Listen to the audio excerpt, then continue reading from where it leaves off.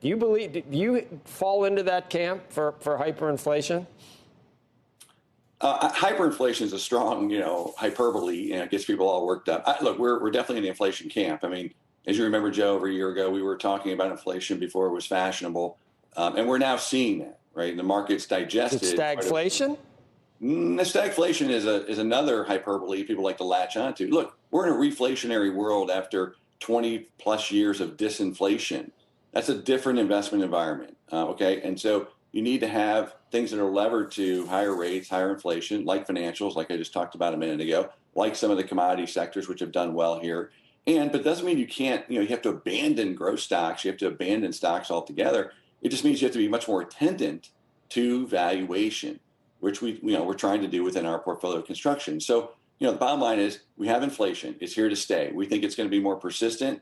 We're buyers of the inflation dip if we ever get one, which we think could come in the first quarter of next year as demand slows down and maybe supply catches up to where demand has been. And that's something to kind of think about. It's also going to be a much more volatile economic outcome than we've enjoyed for probably 20 years because of that inflationary impulse.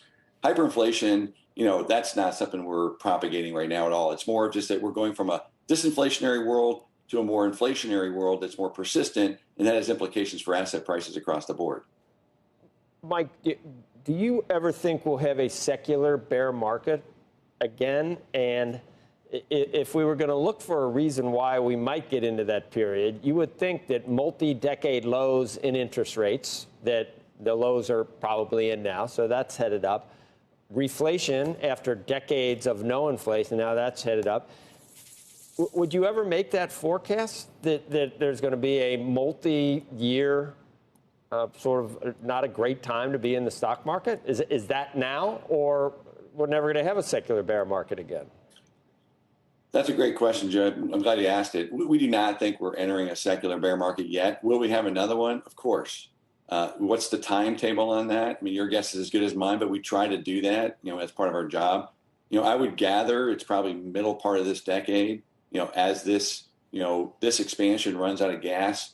My guess is, it's going to be tougher, right? We're not going to have all the levers to pull.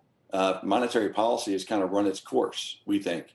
And that's a very important observation, as you point out, meaning in the next downturn, can monetary authorities really do what they've done over the last 20 years if inflation under the surface is brewing? And the answer is probably no. The other thing you have to ask yourself is all the things that have been going on that have been driving disinflation, like outsourcing, globalization, technological development, has been a huge tailwind for profit margins. And so that's the other kind of collision course here. But that's not today, Joe. That's not our call. We think this is more of a cyclical pullback, probably not even a recession. It's more of like just, it's basically absorbing all the good news from the past year. We've done that, and now we have to go sideways, maybe down a little bit, not the end of the world. It becomes more of a stock picking environment as opposed to last year when all boats were sort of rising on the big tide.